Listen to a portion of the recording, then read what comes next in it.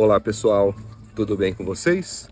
Hoje nós vamos fazer uma reflexão sobre a seguinte temática: por que Deus permite que passemos por sofrimentos? Muitos acreditam que por serem tementes a Deus, que por crerem em Jesus Cristo como Senhor e Salvador, e que por procurarem levar uma vida de santidade, nunca terão que passar por sofrimentos, por agonias, por aflições, por tribulações, por provações e até por perseguições.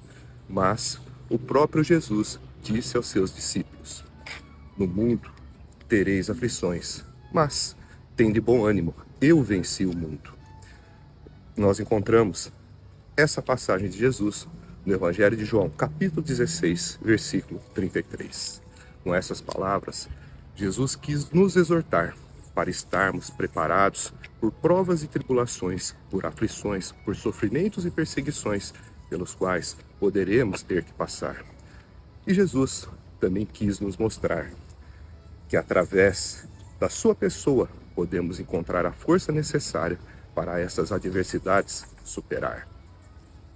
A Bíblia nos relata, conforme podemos ver no livro de Atos dos Apóstolos, que os primeiros cristãos, aqueles que fundaram a igreja primitiva, passaram por diversas perseguições, por aflições, por sofrimentos, por agonias e pelo martírio. No capítulo 4 do livro de Atos dos Apóstolos, vemos que Pedro e João foram encarcerados quando estavam pregando no templo em Jerusalém, que era um quartel-general dos judeus, e que haviam feito uma cura miraculosa em nome de Jesus, curando um deficiente. Na sequência, no capítulo 8, vemos que Estevão, um dos diáconos da igreja primitiva, tornou-se o primeiro mártir cristão. Estevão foi morto por apedrejamento, por confessar a fé em nosso Senhor e Salvador, Jesus Cristo. Depois da morte de Estevão, o livro de Atos revela e descreve que a igreja que se encontrava em Jerusalém começou a ser severamente perseguida. Todos se dispersaram de Jerusalém para a Judéia, para Samaria. Somente os apóstolos permaneceram em Jerusalém. Essa perseguição foi importante porque levou a uma dispersão, fez com que as sementes do Evangelho começassem a ser levadas a todos os povos, fez com que as palavras que Jesus deu aos seus discípulos, no livro de Atos, capítulo 1, versículo 8, sereis minhas testemunhas em Jerusalém, na Judéia, em Samaria e até os confins da terra, começassem ali a tomar vida.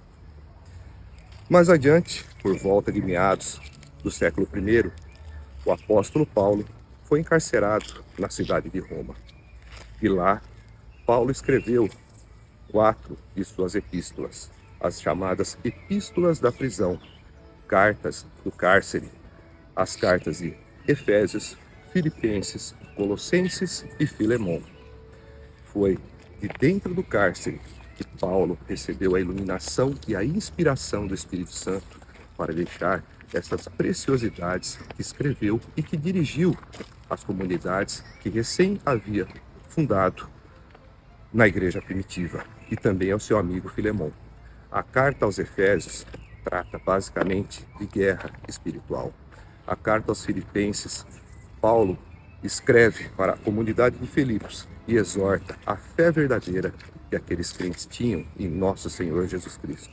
Os exortavam a serem imitadores de Cristo, a se fazerem felizes e alegres diante de quaisquer circunstâncias e a terem Jesus Cristo como elemento central em suas vidas. Em Colossenses, Paulo exalta a plena suficiência de Cristo para a salvação. E a Filemão, Paulo se dirige pedindo a ele para que recebesse Onésimo, um escravo que havia fugido, mas que havia se convertido ao cristianismo, e para que Filemão o recebesse não como escravo, mas agora como um irmão em Cristo. Essas preciosidades só foram escritas porque Paulo estava preso. Mais adiante, próximo do final do século I, o apóstolo João estava preso na ilha de Patmos, uma pequena ilha que fica no mar Egeu. João, como ele mesmo descreve no livro de Apocalipse, no capítulo 1, versículo 9, o seguinte: Estava em Patmos, preso por conta da palavra de Deus e do testemunho de Jesus Cristo. Foi na ilha de Patmos que João foi levado, foi encarcerado e lá, aprisionado, recebeu as revelações que registrou no livro de Apocalipse, um livro que narra do fim dos tempos, que fala a respeito dos últimos dias da história, da consumação dos tempos, e que mais do que ser um livro de profecias que muitos entendem serem assustadoras, é um livro que traz esperança e certeza da glória divina, de que o bem triunfará sobre o mal, de que a luz triunfará sobre as trevas e de que Cristo será eternamente Rei em todo o universo. O livro de Apocalipse, que João teve a oportunidade de escrever enquanto estava na prisão, é um livro que nos dá esperança de saber que a vitória está em Cristo e que Deus tem o comando e tem o controle de tudo o que está acontecendo.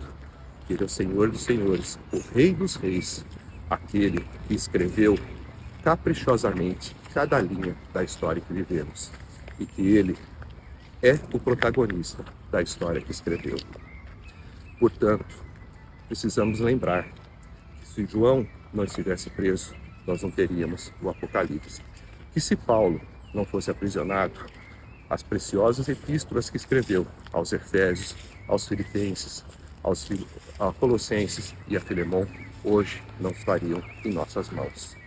E se a igreja primitiva não sofresse perseguição, as sementes do Evangelho não teriam começado a ser levadas a todos os povos.